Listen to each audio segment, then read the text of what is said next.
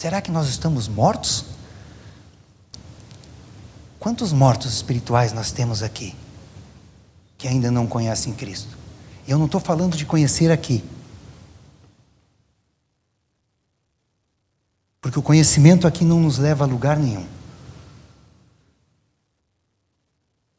Quantos Isaac tem no nosso meio, precisando dar um grito de um choro, de algo que desde a infância pode estar atormentando e tem impedido de ter uma vida saudável,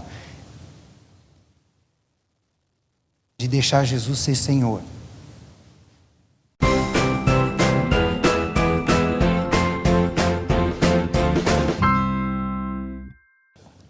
Enquanto você abre a palavra do Senhor em Gênesis 23, eu queria lembrar algumas coisas que a gente ouviu no louvor. Numa música de louvor, nós cantamos que se desligássemos os microfones lá fora, continuaria ouvindo. Fui salvo, liberto, curado e tenho vida. Isso é verdade na sua vida? 3 vezes, 3 músicas falaram de ser liberto. Você é liberto? Jesus é Senhor sobre a sua vida? E a última música falou de perdão. Quantos precisam liberar perdão? Quantos ainda têm mágoa no coração? Quantos ainda estão escravizados? Gênesis 23, diz assim a palavra do Senhor, Gênesis 23, verso 1. Tendo Sara vivido 127 anos, morreu em Quiriate Arba, que é Hebrom, na terra de Canaã. Veio Abraão lamentar Sara e chorar por ela. Levantou-se depois Abraão da presença de sua morta e falou aos filhos de Hete: sou estrangeiro, morador entre vós, dai-me posse de sepultura convosco, para que eu sepulte a minha morta. Verso 19. Depois sepultou Abraão a Sara, sua mulher, na caverna do campo de Macpela, fronteira de Manre, que é Hebrom, na terra de Canaã. Essa palavra fala de morte. Essa palavra mostra Abraão, pai Abraão, enterrando a sua esposa. Abraão que nós conhecemos, aquele que, pela palavra de Deus, pelo mando de Deus sobre a vida dele, ele sai da sua terra sem saber para onde ir. O Abraão, pai da fé. O Abraão, que tanto nós conhecemos, agora para e vai enterrar a sua esposa. Ela morreu. Há um tempo para todas as coisas. Há um tempo de nos alegrarmos e há um tempo de chorarmos. Há um tempo de viver, há um tempo de morrer. Mas há muitos tempos, há tempos diferentes que nós não sabemos respeitar. Há muitos vivos por fora, mortos por dentro. Há muito crente que vive o tempo ainda de mundo. Há muito perdão que já devia ser liberado e que ainda continua corroendo corações e aqueles com quem convive. Então nós vemos essa passagem onde Abraão vem, ele chora com a sua morta, ele lamenta a sua morta, ele enterra a sua morta. Mas há algumas peculiaridades aqui para nós analisarmos. Há 2 termos que nós precisamos ver aqui. No verso 2 diz: veio Abraão lamentar Sara e chorar por ela. Esse lamentar, esse prantear, esse lamentar é da raiz de colocar pedras sobre um morto. Esse lamentar é aquela passagem de tempo de luto. Quando morre alguém, os familiares, os amigos vêm lamentar essa pessoa. E para aquele que perde, faz parte de um tempo de luto. O que é o luto? O luto é um tempo de sofrimento pela perda de alguém. O luto traz reações físicas, emocionais e até mesmo espirituais. O luto, ele tem fases. Alguns, quando chegam no primeiro momento que recebem uma notícia, entram em desespero, sai da casinha, como a gente costuma dizer. Mas há depois um tempo de aceitação. E nesse período é um tempo de dar vazão aos sentimentos. Dar vazão aos sentimentos. E aqui vai o nosso primeiro erro. A gente, quando chega perto de alguém que perdeu, a gente quer falar um monte, quando nós deveríamos ser silenciosos. A gente quer dizer para a pessoa: eu sei que você está passando. Meu amado, você não sabe.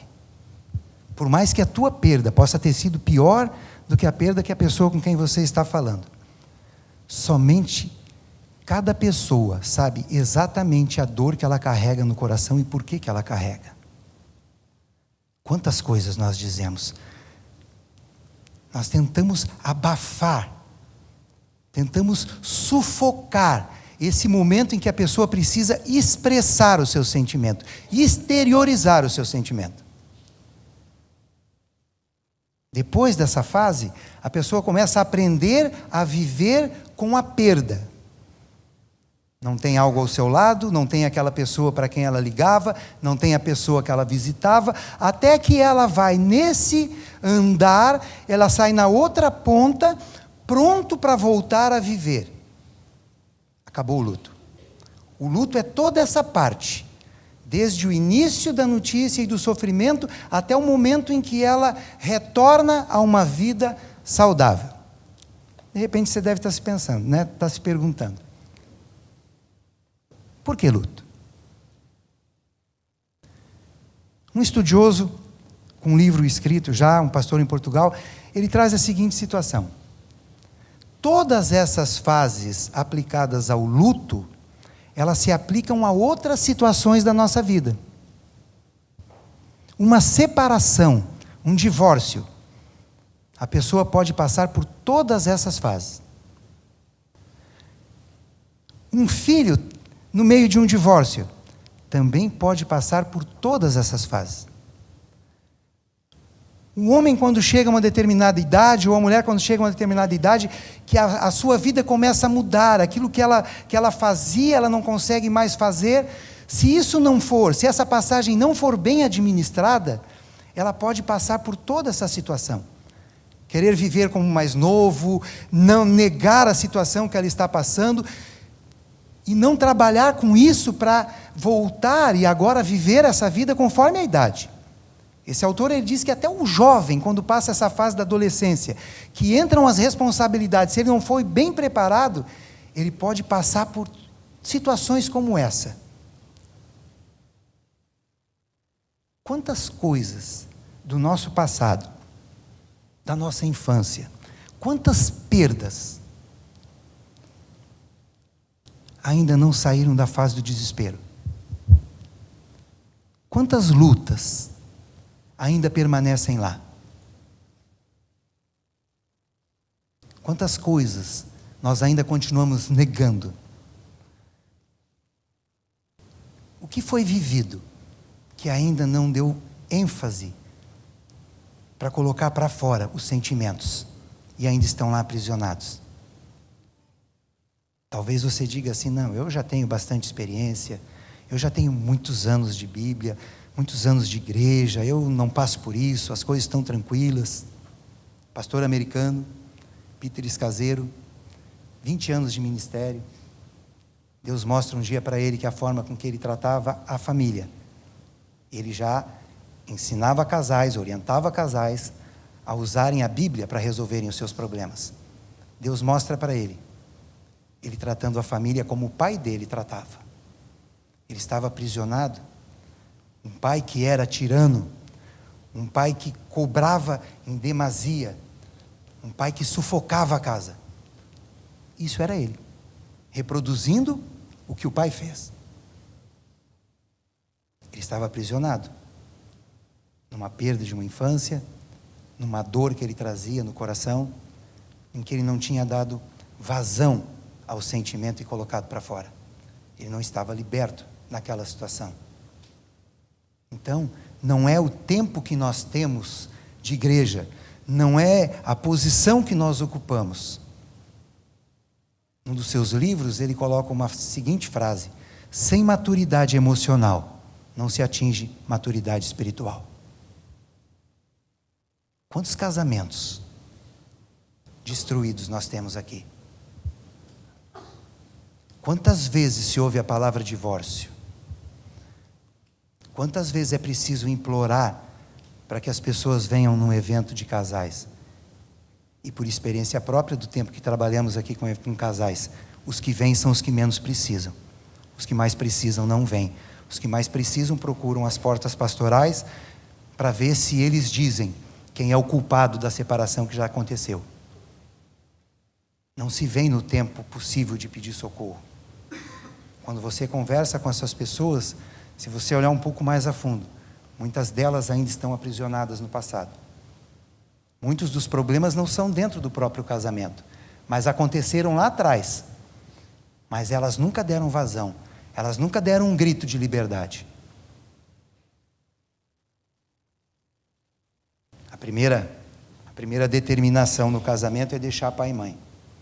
Não só no sentido físico, não só na dependência financeira, mas tudo que ficou para trás, que não é saudável para trazer para o casamento, não pode vir.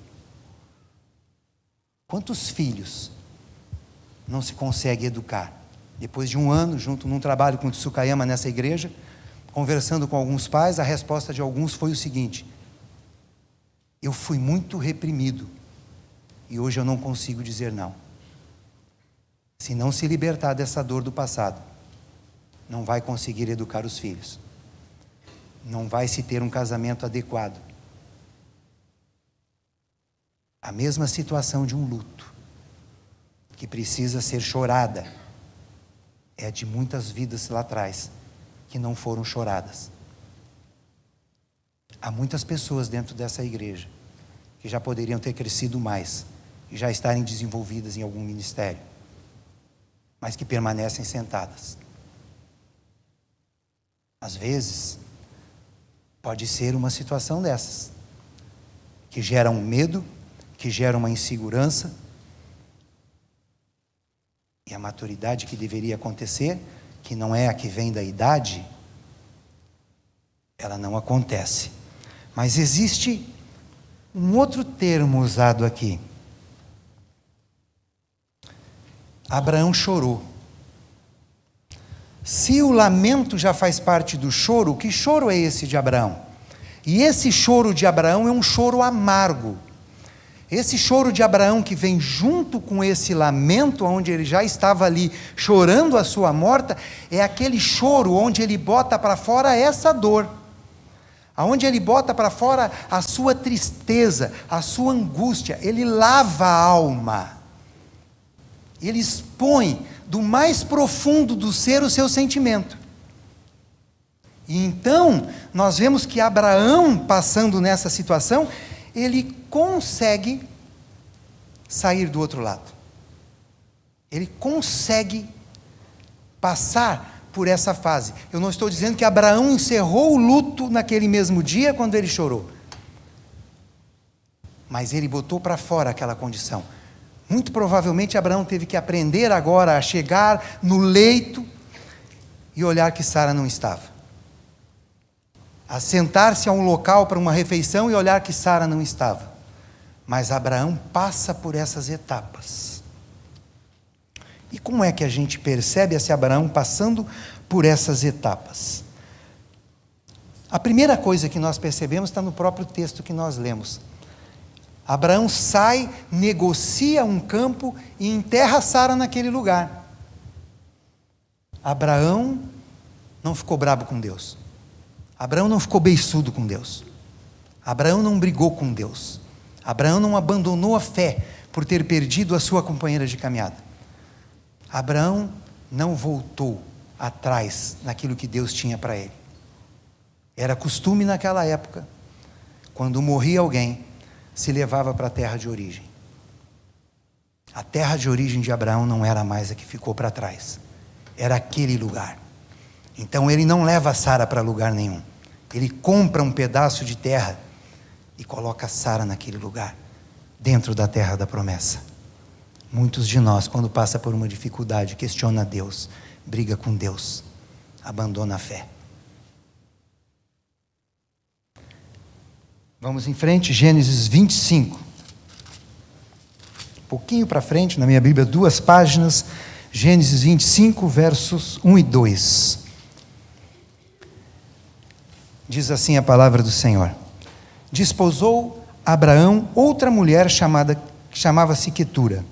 Ela lhe deu à luz a Zinrã, Joquzã, Medã, Midian, Isbaque e Suá. Olha só. Abraão sai do outro lado e a vida segue. Com certeza Abraão lembrava-se muito de Sara. Com certeza Abraão não esqueceu Sara. Mas Abraão voltou à vida. Abraão reconstrói a sua vida. Abraão casa de novo. Abraão tem filhos. A vida segue. Anda um pouquinho, versos 7 e 8. Foram os dias da vida de Abraão 175 anos. Expirou Abraão, morreu em ditosa velhice, avançado em anos, e foi reunido a seu povo. Abraão morre feliz, Abraão morre completo, o que nos mostra que mesmo depois da perda, depois de um Abraão restaurado do luto, Abraão volta a ter uma vida normal. Maravilha, né? Será que isso se aplica a nós? Mas tem um terceiro personagem nessa história. Vocês leram o nome dele ali? Morreu Sara, Abraão vai enterrar. Não está ali? Isaac não aparece ali? Nós temos Isaac. Quem é Isaac? Filho da promessa, olha que legal. Quem é Isaac? Aquele camarada que é o que vai ser sacrificado. Que espetáculo, né? O que mais que tem de Isaac? Quem lembra? Só um pouquinho. Não uma atitude passiva, mas uma ação. Que ação a gente enxerga de Isaac? As maiores expressões que nós temos de Isaac são passiva. O filho da promessa, Isaac. O sacrifício, Isaac. Isaac. Quem é Isaac? Isaac, um homem com uma casa destruída. Isaac, um homem enganado pela esposa. Isaac, onde os filhos degladiavam-se entre si. Isaac, um homem sem expressão. Isaac é uma ponte entre Abraão e Jacó. Se tirarmos essas coisas, Isaac sai da Bíblia.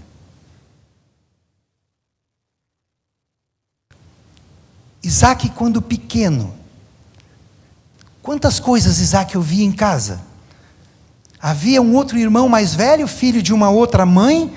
Quantas discussões nós olhamos na Bíblia com manda a mãe do outro menino embora, volta, não volta. Quantas brigas esse menino presenciou? O que esse menino Isaac traz da infância? Quantas dores? Então ele chega nesse momento, e eu quero crer que ele está aos pés do caixão, ele está aos pés de Abraão, no momento em que Sara morreu. Mas não diz nada. Não há uma referência sobre Isaac nessa passagem. A referência de Isaac, ela aparece um pouco mais depois, um pouco além. A partir do verso 61, no 24,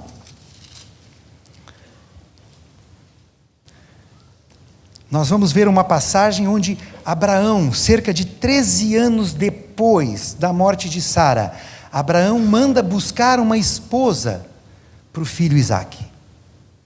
Manda buscar lá no meio de sua parentela.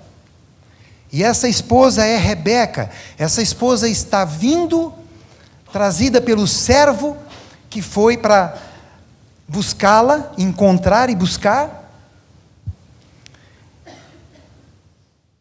E nós vemos aqui a partir do verso 61. Então levantou-se Rebeca com suas moças e montando os camelos seguiram o homem. O servo tomou a Rebeca e partiu. Ora, Isaque vinha de caminho de Beer-Lahai-Roi, porque habitava na terra de Neguebe. Saíra Isaque a mediar o campo, ao cair da tarde, erguendo os olhos, viu, e eis que viram camelos. Também Rebeca levantou os olhos, e vendo Isaque, apeou do camelo. E perguntou ao servo: quem é aquele homem que vem pelo campo ao nosso encontro? É o meu senhor, respondeu. Então tomou ela o véu e se cobriu. O servo contou a Isaque todas as coisas que havia feito. Isaque conduziu à tenda de Sara, mãe dele, e tomou a Rebeca, e esta lhe foi por mulher, e ele a amou. Assim foi Isaque consolado depois da morte de sua mãe. Ele toma a Rebeca, que lhe foi trazido por esposa, leva para a tenda da mãe, e a Bíblia diz que ele foi consolado da morte da mãe 13 anos depois. A palavra consolo para mim me lembra sempre aquela situação que às vezes você tem crianças competindo e alguns ganham e outros nem todos ganham, e aqueles que perdem às vezes ganham um prêmio de consolação para não ficar tristinho, para não ir embora para casa daquele jeitinho, né? Consolado. 13 anos depois, Isaque foi consolado. Não nos mostra que ele foi curado, ele foi consolado. O que foi Isaque depois disso, depois de casado? Foi o que a gente comentou. Uma casa desastrosa, um marido que não conduziu a sua esposa, um pai que não conduziu os seus filhos, um homem que nunca deu um grito para colocar a dor para fora. E aí a gente vem, a gente volta do campo, a gente começa a conversar com alguns irmãos, a gente chega na igreja e a gente começa a ouvir falar de separações, a gente começa a ouvir falar de lutas, e eu fico me perguntando, o que nós temos vivido?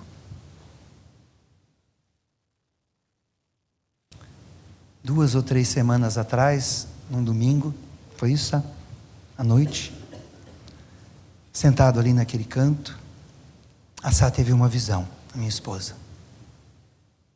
Ela via essa igreja cheia, a palavra sendo pregada, e ela via o chão se abrindo embaixo de algumas cadeiras, algumas não, né? Muitas, né? E essas cadeiras com as pessoas que estavam sentadas eram tragadas para dentro de uma fornalha de fogo.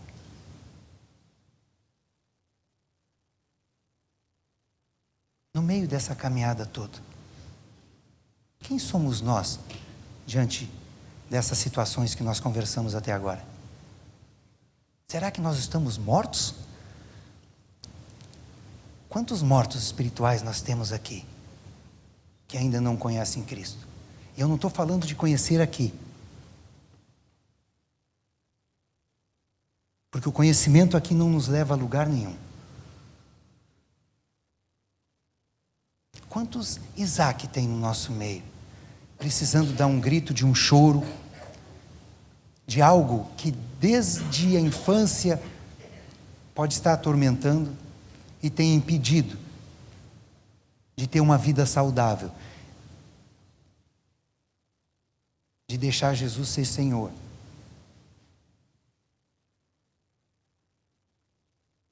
Quantas lutas temos passado? Nós lemos ali o quê? Cristo libertou. De 6, 3 louvores nós cantamos. Abrimos a boca e pronunciamos. Cristo libertou. Cristo curou. Tenho vida. Isaque era um morto-vivo. Isaque era um morto-vivo. Teremos histórias para contar? Ou a nossa vida vai ser lembrada por dores, por omissões, por frustrações, pelas isaquices que a gente possa estar cometendo. Quantos casamentos que não têm vivido a palavra do Senhor por detalhes mundanos. Que mundano não é detalhe, né? A gente sabe que é gigantesco, mas para alguns que vivem são só detalhes, coisas pequenas, quando deviam estar se doando um ao outro. Quem é você? Quem pastoreia a sua vida? A internet? Para quem você presta conta? Para o celular? Porque muitas vezes a palavra ministrada aqui não entra nos nossos corações. Há uma palavra forte sendo ministrada na igreja. Qualquer um que tenha subido nesse púlpito aqui nos dias que vocês estão aqui, tem alimentado essa igreja, e muito bem. O problema é que nós não gostamos de ter a nossa orelha puxada. O problema é que a gente quer palavra que afague o nosso ego. Nós não queremos palavra que mostre a realidade da nossa vida. Nós não queremos palavra que venha nos tirar de uma acomodação e nos colocar para nos mexermos. Só a palavra? Não. Tem um ministério de casais ativo há bastante tempo. Tem grupos de estudo. Tem renovo, que muitas das igrejas não sabem o que é, porque se soubessem estariam pedindo para ter. E mesmo assim, mesmo as pessoas que têm participado disso, muitas não têm apresentado mudança.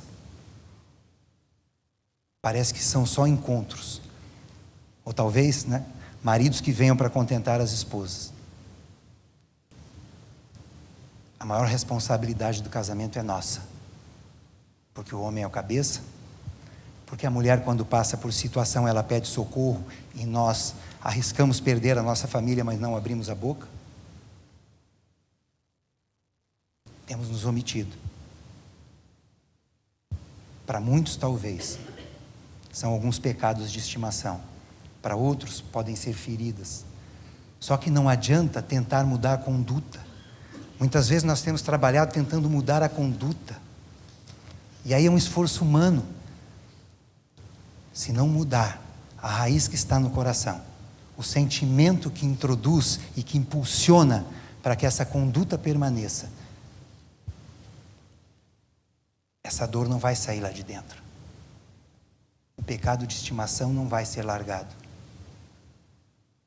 E a vida continua sendo de Isaac, não de Abraão. Não se deixe pastorear lá fora. Tenha alguém com quem você possa buscar, orar, abrir o seu coração. Alguém que está no mais profundo de um buraco. Ele só pode ser retirado de lá quando ele falar exatamente onde ele está e a condição que ele está. Não há como alguém resgatar alguém que está perdido se não se sabe exatamente onde esse perdido está. Não tenha medo de colocar para fora a dor que tem no coração. Não tenha medo de se expor. A liberdade já nos foi dada em Cristo Jesus, mas tem muita gente andando como um prisioneiro. Que esse seja um tempo de você meditar nessa palavra e examinar o seu coração. Você tem vivido como Isaac? Você tem vivido como Abraão? Tomara Deus não esteja morto. Se não for para te servir, quem sou eu?